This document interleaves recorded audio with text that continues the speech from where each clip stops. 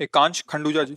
हाँ, बोलना चाहिए कुछ। महाराज जी, आपका कहना है कि अपने कर्म करते जाओ, फल की चिंता ना करें। महाराज जी, मैं पूर्ण तरीके से अपने कर्म करता हूँ, लेकिन फिर भी मुझे गलत समझा जाता है। माँ बाप, भाई बहन, दोस्त, रिश्तेदार, सबकी प्रति मेरा आचरण अच्छा है, लेकिन उनकी तरफ से जो सम्मान मुझे मिलना चाहिए वो नहीं मिलता। यही कमी है, यही कमी है आप में और हम लोगों में, सब में यही कमी होती है जो हमें धर्म से भ्रष्ट कर देती है। हमें अपने कर्तव्य का पालन करना है, हमें उनके कर्तव्य पर दृष्टि नहीं डालनी है। हम अपने कर्तव्य का पालन करें और वो मुझे सम्मान दें, ये बहुत प्रवृत्ति गिराने वाली है। ये बड़े-बड़े अपराध करवा देती है। जैसे हम माता-पिता बीमार, उनकी सेवा कर रहे हैं। अब उनका स्वभाव जो जीवन भर रहा है, अब अंतिम में फाइनल में उनकी बुद्धि को डिस्टर्ब करेगा। अब वो तुम करोगे सेवा, वो कर देंगे गाली। तुम करोगे सेवा, 4 लोग जब उनके पास आएँगे तब वो निंदा करेंगे तुम्हारी। नहीं, आपकी सेवा क्या सेवा करता है? और वो जब शब्द कान में पड़ेंगे आपके, तब आप जलोगे। नहीं, इसका मतलब है आप अभी जो बात बोले कि फल की इच्छा ना करो, इसका मतलब आपकी दृष्टि फल पे है। आप इच्छा करो ना करो, यही फल है कि कम से कम यार मैंने आपको इतना प्यार दिया, इतनी सेवा दी, तुम प्यार तो मुझे दो और फल क्या मतलब भाई? आम आम थोड़ी सेव थोड़ी माँग रहे हो, उसका परिणाम माँग रहे हो कि हम कम से कम आपको जो सेवा कर रहे हैं, उसके बदले में प्यार दृष्टि तो दो, थोड़ा सम्मान तो दो मुझे। रिस्पॉन्स कम से कम अच्छा हमारे प्रति भा नहीं, नहीं, नहीं, तुम मुझे गाली दो और मैं तुम्हें सम्मान करूँ। तब जाकर तुम उस ऊँचाई पर पहुँचोगे अध्यात्म की, यही तुम चूक कर जाते हैं। फिर जब हम तुम्हारी रात-दिन सेवा करते, तुम उनसे बात कर रहे थे कि कोई सेवा नहीं करते? हाँ, नहीं करते तुम।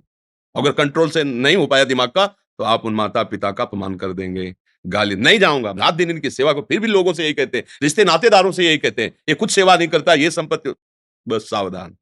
हमें गुस्सा तब आता है जब हम अपने कर्तव्य करते हुए दूसरे से चाहते हैं कि हमारे प्रति ऐसा कर्तव्य करे और अगर हम दूसरे से चाह खत्म कर दें, हम अपने कर्तव्य को देखें तो कोई मुझे परास्त नहीं कर सकता। आप बोलो इसमें कोई संशय?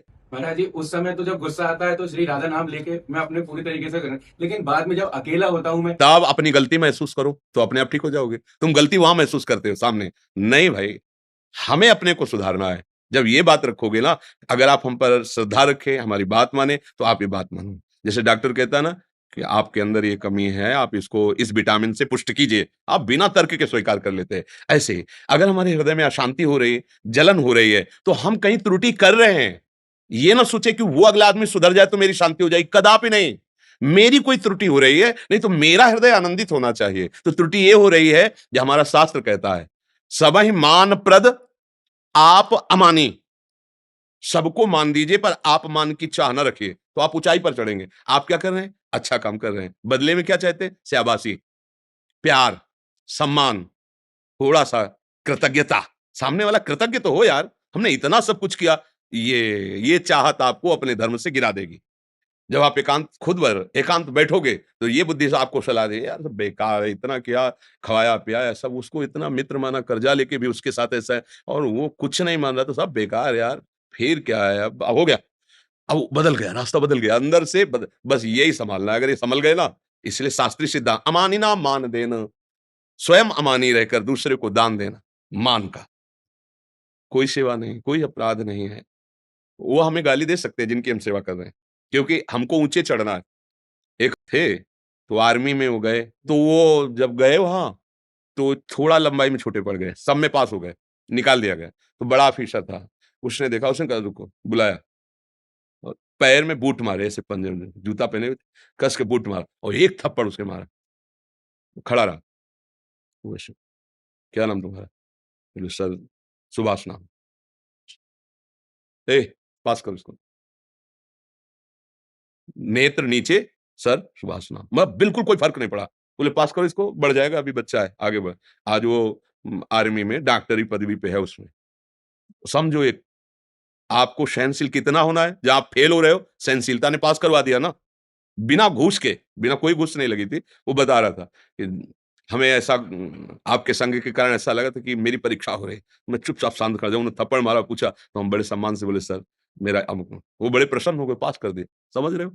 हम जब किसी पद पर जाना, ऊंचाई पर जाना चाहते हैं, तो हमारे साथ हो सकता है कि जिसकी हम सेवा करें वो हमारा अपमान करे, और अगर हम सह गए और प्रसन्न मुद्रा में रहे, तो हमारी अंदर की भूमिका बदल जाएगी।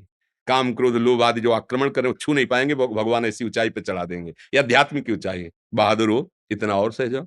सहते सहते आगे, सहत सहत बाढ़े भगति, गृह तन गुरु हितगार, गृह तन गुरु हितगार, हार अपनी करिमानत। जीत गया। यहाँ जो हार गया ना, वो जीत गया। ठीक है, मैं कुछ भी हो, अब मैं सब कुछ सहूँगा, पर अब मैं अधर्म नहीं करूँगा, कड़वा नहीं बोलूँगा, गंदा आहार नहीं करूँगा, गंदा व्यवहार नहीं करूँ। जीत गए। अंदर ही अंदर है जो आपकी पवित्रता, दिव्यता आएगी। अब जैसे अभी पीछे एक भाई ने प्रश्न किया, मुझे कुछ अनुभूति नहीं हो रही। भैया, आपकी सांसारिक दृष्टि है, आपका सांसारिक भाव, तो अनुभूति किससे करोगे? जब छोटी वस्तु कुछ देखना होता है तो दूरबीन से देखते हैं, दूरदर्शी नेत्र है और उसके लिए लगाता है नहीं, दूर की वस्तु देखने के लिए या सूक्ष्म वस्तु देखने के लिए लगाता है ना, तो ये तो बहुत ही सूक्ष्म है, सूक्ष्माति सूक्ष्मम। भगवान का जो स्वरूप है वो अणुअणियान महतो महियान इतना महान है कि तुम्हारी दृष्टि ही नहीं जाए पहुंच पाएगी, और इतना सूक्ष्म है कि तुम्हारी दृष्टि नहीं पहुंच पाएगी। तो उसके लिए जो हमें देखने की दृष्टि चाहिए, वो भजन से मिलती है, साधना से मिलती है, तपस्या, पवित्र आचरणों से मिलती है। अब ऐसे हो तो सब, अब आप चलो देखो अनुभूति, अगर अनुभूतियां ना होते हो, जो अपने लोग जी रहे हैं, किससे जी रहे हैं? अनुभूतियों के बल भी पर जी रहे हैं। अगर उनका प्यार, उनका दुलार ऐसे पर्दा पड़ा मिले तो जी नहीं सकते भैया, एक क्षण नहीं जी सकते बिना उनके दुलार प्यार के। तो वो है या नहीं, ये तो बातें सब बहुत दूर गई। जैसे तुम हो ना, तो तुम तो बहुत दूर हो, इतने नजदीक हैं, इतना उनका प्यार है कि उनके सिवा और कोई अनुभूति नहीं है। बस चलो परमार्थ पे चलो, बहादुर हो, बड़े भाग्य हैं जो आप अध्यात्म की सूक्ष्मता का चिंतन कर रहे हो, अपने अंदर की कमियों को पकड़ रहे हो, तो आगे बढ़ करके वही महान बन जाता है। गृहस्थी में ऐसे ऐसे महात्मा हुए गृहस्थी में कि विरक्त वेश वालों ने झुककर उनको आदर दिया है।